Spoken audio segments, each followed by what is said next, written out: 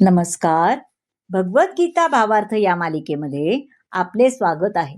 आज आपण यामध्ये अध्याय 10 मधील श्लोक 41 आणि 42 पाहणार आहोत. श्लोक 41 पाहूया. यद्यद्विभूतिमत्सत्वं श्रीमदुर्जितमेव वा तत्त्वदेवावगच्छन्त्वं मम तेजोश संभवम्.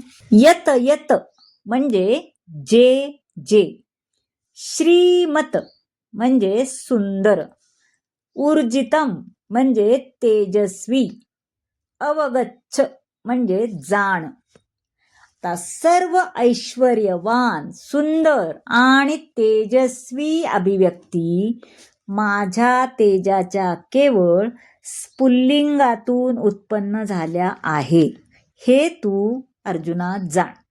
आध्यात्मिक अथवा भौतिक जगातील कोणतेही सुंदर किंवा तेजस्वी अभिव्यक्ती ही श्रीकृष्णाच्या ऐश्वर्याचा केवळ एक अंश असल्याचे जाणले पाहिजे.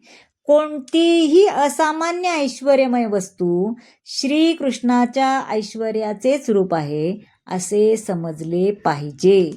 आता श्लोक 42 पाहूया. अथवा बहुनैतेन किं ज्ञातेन तवार्जुना विष्टभ्याहमिदं कृत्सन् मेकाशेन स्थितो जगत्. बहुना म्हणजे अनेक, ज्ञातेन म्हणजे जाणून, विष्टभ्य म्हणजे व्यापून. हे अर्जुना, या साऱ्या सविस्तर ज्ञानाची काय आवश्यकता आहे? माझ्या केवळ एकाच अंशाने मी हे संपूर्ण विश्व व्यापून धारण करून राहिलो आहे. भगवंत परमात्म्याच्या रूपाने प्रत्येक वस्तूमध्ये प्रवेश करून संपूर्ण प्राकृत सृष्टी व्यापून राहतात.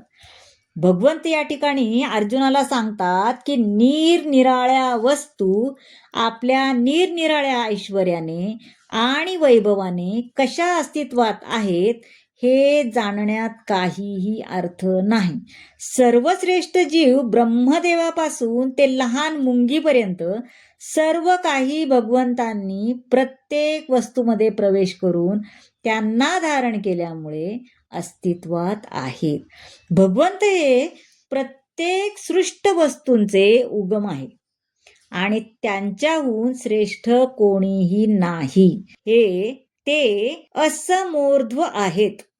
पद्मपुराणात म्हटले आहे की जो मनुष्य भगवान श्रीकृष्णांना देवता समान, मग ते ब्रह्मदेव असोत अथवा शंकर असोत, ते मानतो तो तात्काळ नास्तिक बनतो. जर मनुष्याने श्रीकृष्णाच्या विस्ताराचे आणि ऐश्वर्याच्या वर्णनाचे अध्ययन केले तर तो निस्संदेह श्रीकृष्णाचे स्वरूप जाणू शकतो. भगवंत आपल्या विभिन्नांश विस्ताराद्वारे परमात्मा रूपाने सर्व व्यापून राहतात.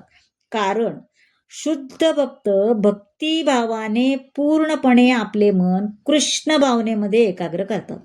यास्तव ते सदैव दिव्यावस्थेमध्ये स्थित करतात. 8 ते 11 श्लोकात कृष्ण भक्ती आणि आराधना यांचे निर्देशन केले. हाच शुद्ध भक्तीचा मार्ग आहे. या अध्यायामध्ये भक्तीची परमसिद्धी, भगवंताचे सानिध्य कसे प्राप्त करता येते याचे वर्णन सांगितलेले आहे, हो की नाही? श्रीकृष्णाच्या विस्तारित रूपांमध्ये संपूर्ण जगताचे पालन पोषण होते, म्हणून श्रीकृष्ण पूजनीय आहेत. या प्रकारे भगवद्गीतेचा विभूती योग या 10व्या अध्यायाचा भक्तिवेदांत भावार्थ संपन्न झाला. अर्थात 10वा अध्याय संपूर्ण झाला. श्रीकृष्णार्पणमस्तु. तर मंडळी, कसा वाटला आजचा भाग नक्की सांगा.